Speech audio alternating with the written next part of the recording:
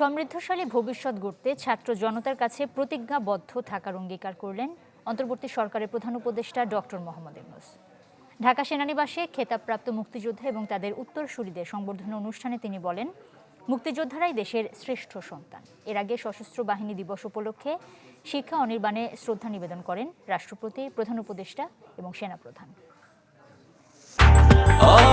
Breakfast, tiffin কিংবা snack টাইমে মজাদার আয়োজন মানে all time bread.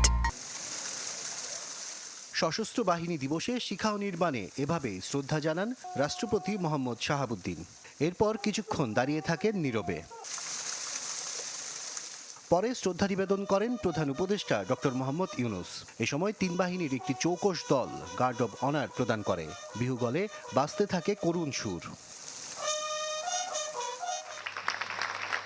Dhaka সেনানিবাসের army multipurpose হলে খেতাবপ্রাপ্ত মুক্তিযোদ্ধা ও তাদের উত্তরসূরিদের সংবর্ধনা অনুষ্ঠানে যোগ দেন প্রধান উপদেষ্টা। বলেন, বীর মুক্তিযোদ্ধারাই দেশের শ্রেষ্ঠ সন্তান। নতুন বাংলাদেশে মতভেদ থাকলেও কেউ কারো শত্রু হবে না, এমন চেষ্টায় সরকারের। ছাত্র জনতার বিপ্লবের মধ্য দিয়ে আমরা এক নতুন বাংলাদেশের সূচনা করেছি। এই নতুন দেশে আমাদের দায়িত্ব সকল মানুষকে একটি বৃহত্তর পরিবারের বন্ধনে আবদ্ধ করা।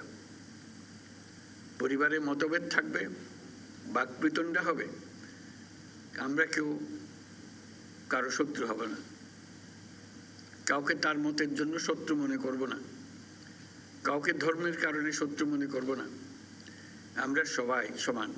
ছাত্র জনতার কাছে অন্তর্বর্তী সরকার প্রতিজ্ঞাবদ্ধ জানিয়ে প্রধান উপদেষ্টা বলেন, দেশ গঠনে তরুণদের অবদান রাখার সুযোগ নিশ্চিত করা হবে। বিশ্বের সাথে তাল মিলিয়ে আমাদেরকে এগিয়ে যেতে হবে।